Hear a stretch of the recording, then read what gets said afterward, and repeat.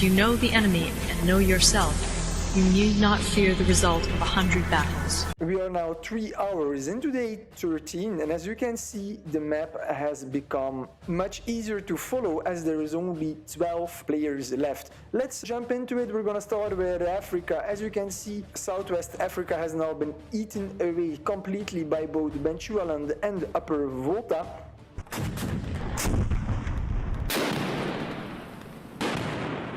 I would have guessed that as soon as Upper Volta and Bechuanaland have finished, that they will start attacking each other, which is exactly the case. You can see here there's blinking units, so they are in a war.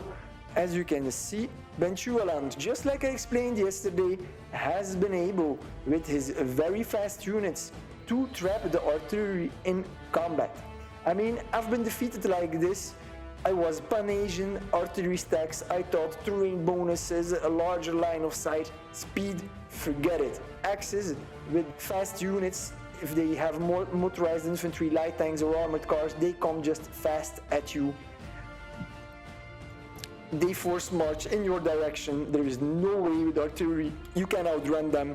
And even if you use a meat shield in front of your artillery, I mean, it's gone in no time. Artillery needs time to slowly eat away those hit points, and with this Axis tactic, it is very basic, but it is extremely efficient. As you can see, Upper Volta will just be taken over by speed. If he would wanted to resist or play efficiently, he would have to micromanagement his artillery stacks like a beast. He just micro like a beast, because otherwise he would not be able to survive. And so either he's gonna be online 24/7 or he's going to succumb in battle, and I guess it's gonna be the last option. I mean, the enemy has at least 10 stacks of these beauties. There's no way you can counter these stacks like that. I mean, a good artillery stack has 25 units in it, but he only needs 10 units of these.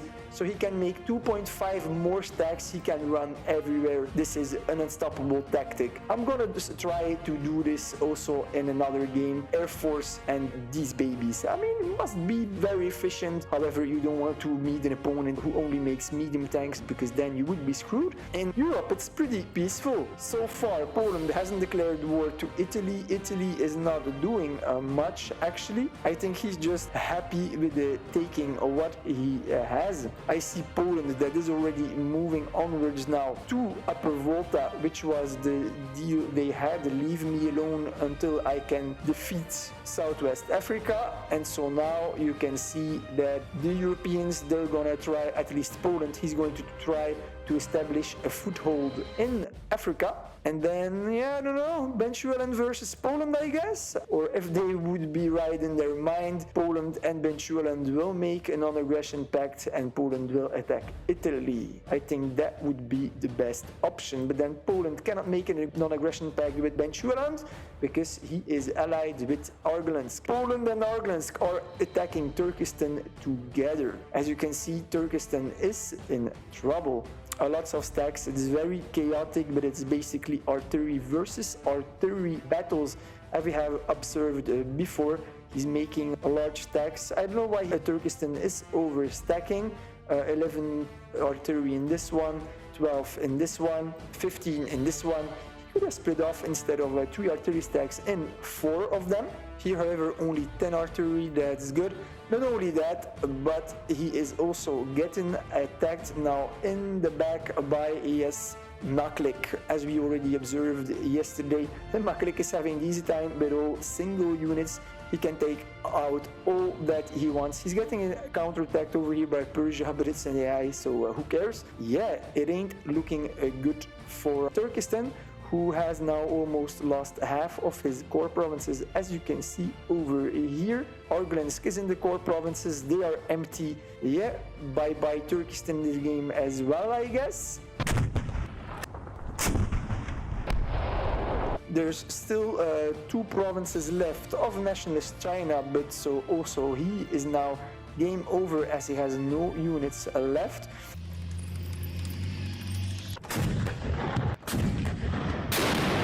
And it comes to no surprise that now Papua New Guinea is at war with Khabarovsk. I don't know who's going to win over here. Khabarovsk, he has how many units? He has 147, and Papua New Guinea, he has 191, and he also has more terrain, so he has a larger economy, and usually in a battle of attrition, the larger economy will win. Sumatra is almost entirely defeated now. There's only a couple of provinces left, like 1, 2, 3, 4, 5, 6, 7, 8, 9. And then also that is going to be done for. Bye bye, Sumatra.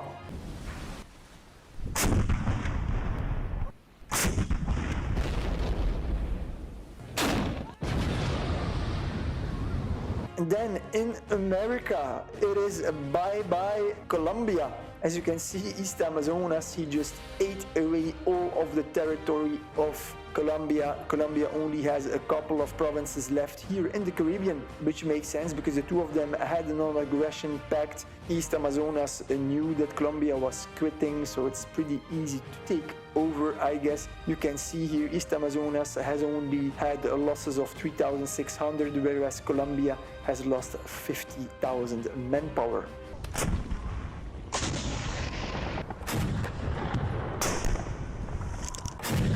And then we've got Arglensk, who was almost defeated, but who wrote, "The night is dark and full of terrors.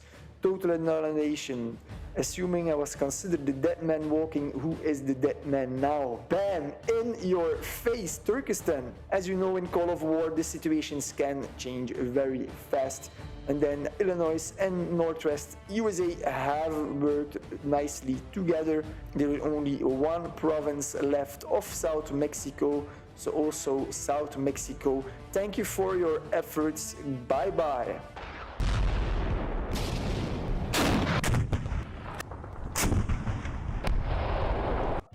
Only 12 players left in the game. What will happen now? Only the top 5 players will get points, so players are going to be forced to attack to grab as many points as possible because the game will end in 9 days.